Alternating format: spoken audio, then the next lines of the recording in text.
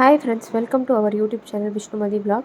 இன்றைக்கி இந்த வீடியோவில் சோம்பேறி சிக்கன் எப்படி செய்கிறதுன்னு தான் நான் உங்ககிட்ட ஷேர் பண்ண போகிறேன். ரொம்பவே சிம்பிளாக செஞ்சு முடிச்சிடலாம். கண்டிப்பாக இந்த வீடியோ பார்த்துட்டு நீங்களும் உங்கள் வீட்டில் ட்ரை பண்ணி பார்த்துட்டு மறக்காமல் கமெண்ட் செக்ஷனில் எப்படி வந்துச்சுன்னு ஷேர் பண்ணுங்கள். இதுக்கு ஃபஸ்ட்டு 250 கிராம் சிக்கனை நல்லா மஞ்சள் தூள் உப்பு போட்டு வாஷ் பண்ணி வச்சுருக்கேன். அதில் 1 டேபிள் ஸ்பூன் பூண்டு பேஸ்ட் ஆட் பண்ணுறேன்.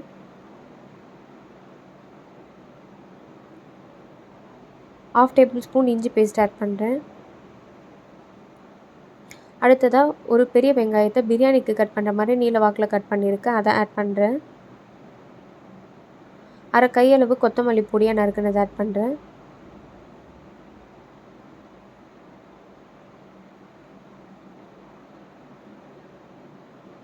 வீட்டிலே அரைச்ச மிளகாய் தூள், தனியாக காய்ந்த மிளகாய், மஞ்சள் சேர்த்து அரைச்சது 1 டேபிள் ஸ்பூன் ஆட் பண்ணுறேன். உங்களுக்கு ஸ்பைசினஸ்க்கு தேவையான அளவு நீங்கள் ஆட் பண்ணிக்கோங்க.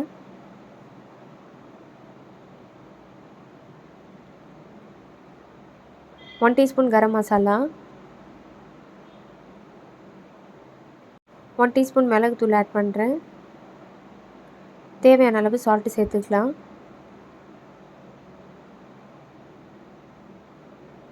Two tablespoon oil add பண்ணுறேன்.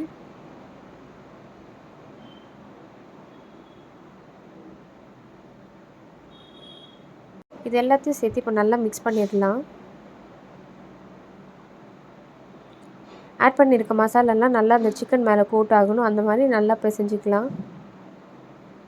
ரச சாதம், ஒயிட் ரைஸ், சப்பாத்தி கூடலாம் இது வச்சு சாப்பிட்றதுக்கு அவ்வளோ நல்லா இருக்கும். கடாய் நல்லா ஹீட் ஆன பிறகு இப்போ மிக்ஸ் பண்ணி வச்சுருக்க சிக்கனை ஆட் பண்ணிடுறேன்.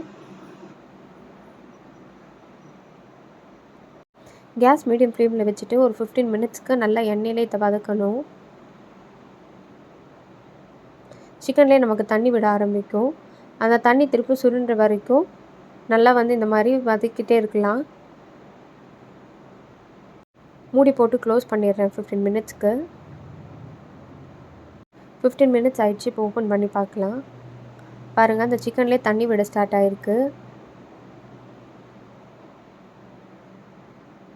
ஜஸ்ட்டு கொஞ்சமாக சிக்கன் குக் ஆகிற அளவுக்கு தண்ணி ஆட் பண்ணியிருக்கேன். ரொம்ப அதிகமாக ஆட் பண்ணக்கூடாது. ஒரு 50 to 100 ml ஆட் பண்ணால் போதும். இப்போ ஆட் பண்ணியிருக்க தண்ணியெலாம் நல்லா சுருண்டு வரணும் சிக்கன் மேலே நமக்கு. அது வரைக்கும் நல்லா இதை குக் பண்ண போகிறோம். மூடி போட்டு க்ளோஸ் பண்ணி வச்சிடலாம்.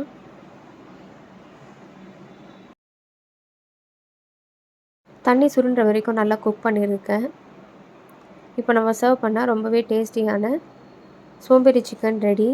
ஈஸியாக செஞ்சு முடிச்சிடலாம் நம்ம. நீங்களும் மறக்காமல் இந்த சோம்பேறி சிக்கனை உங்கள் வீட்டில் ட்ரை பண்ணி பாருங்கள். ட்ரை பண்ணி பார்த்துட்டு எப்படி வந்ததுன்னு மறக்காமல் கமெண்ட் செக்ஷனில் ஷேர் பண்ணுங்கள். Like, share, subscribe and keep supporting to Vishnumathi vlogs. Thanks for watching this video, friends.